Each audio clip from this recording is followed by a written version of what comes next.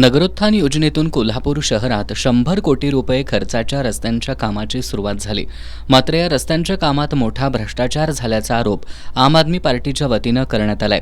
मुळातच 100 कोटी रुपयांचा निधी मंजूर असला तरी प्रत्यक्षात 40 ते 45 कोटी रुपयांचेच रस्ते होतील, तर वरील पैसे हे जीएसटी तसंच अधिकारी आणि लोकप्रतिनिधींच्या टक्केवारीतच खर्च होतील असा आरोप करत या टक्केवारीमुळे रस्त्यांच्या दर्जांचा प्रश्न निर्माण झाल्याचं आम आदमी पार्टीचे प्रदेश संघटन सचिव संदीप देसाई यांनी सांगितलं. 2 दिवसांपूर्वी महापालिका प्रशासक के मंजुलक्ष्मी यांनी रस्त्यांच्या कामांचा दर्जा समाधानकारक नसल्याचं स्पष्ट करत ठेकेदार कंपनी एव्हरेस्ट इन्फ्रास्ट्रक्चर डेव्हलपर्स यांना दंडाची नोटीस काढली. 2 महिन्यांपूर्वी आम आदमी पार्टीनं रस्त्याचा दर्जा राखला जात नसल्याचा आरोप करत थर्ड पार्टी ऑडिट करण्यासाठीही पाठपुरावा केला होता. तसंच केलेल्या रस्त्यांच्या कामांच्या चाचण्या सार्वजनिक कराव्यात अशी मागणीही त्यांनी केली आहे. मात्र महापालिका प्रशासनानं याकडे जाणीवपूर्वक दुर्लक्ष केल्याचा आरोप त्यांनी यावेळी केला. आपच्या पदाधिकाऱ्यांनी गोखले कॉलेज ते माऊली चौक या रस्त्याचे कोर घेऊन KIT कॉलेजच्या नामांकित लॅबमध्ये तपासणीसाठी दिले होते. रस्त्यातील डांबराचं प्रमाण म्हणजेच बिटुमिन कंटेंट 4.5% इतकं आवश्यक असताना या टेस्टमध्ये ते फक्त 3.76% इतकं असल्याचा खळबळजनक आरोप देसाई यांनी केलाय. अधिकारी आणि ठेकेदारांच्या मिलीभगतीमधून ही कामं होत आहेत असंही त्यांनी सांगितलं. या रस्त्यांच्या दर्जा नियंत्रणासाठी संदीप गुरव अँड असोसिएट्स यांची नेमणूक करण्यात आली आहे.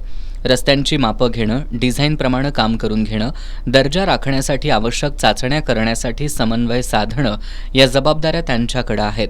परंतु त्यामध्ये कसूर होतीये. अद्याप रस्ते व्यवस्थित करण्यात आलेले नसतानाही ठेकेदार कंपनीला तब्बल 10 कोटी 16 लाख इतकं बिल महापालिकेनं अदा केलंय. त्यामुळे अधिकाऱ्यांचे साटेलोटे आहे का? शहरातील रस्त्यांचे डांबर खाणारे अधिकारी, ठेकेदार, सल्लागार, सब ठेकेदार, लोकप्रतिनिधी की आणखी कोण असा प्रश्नही आपनं उपस्थित केलाय. कामाचा दर्जा सुधारावा, अन्यथा आम आदमी पार्टीच्या वतीनं रस्त्यावर उतरण्याचा इशारा देत ठेकेदार बदलावा अशी मागणी प्रशासकांकडे करणार असल्याचं संदीप देसाई यांनी सांगितलं.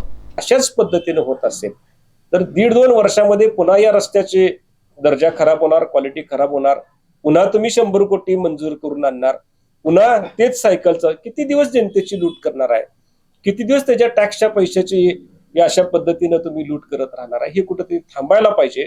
म्हणून महानगरपालिकेकडे आम्ही मागणी करतोय, हे जे काही कॉन्ट्रॅक्टर असतील जे अशा पद्धतीनं कामाची क्वालिटी राखू शकत नाहीत, अशांना तुम्ही डिबार करा, अशांना तुम्ही ब्लॅकलिस्ट करा, दिलेले ठेके परत घ्या.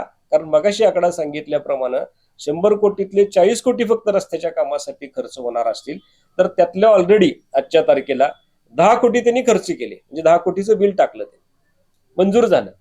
पत्रकार परिषदेला आपचे शहराध्यक्ष उत्तम पाटील, अभिजित कांबळे, सूरज सुर्वे, मयूर भोसले, समीर लतीफ, दुष्यंत माने, उषा वडर, विजय हेगडे आदी उपस्थित होते.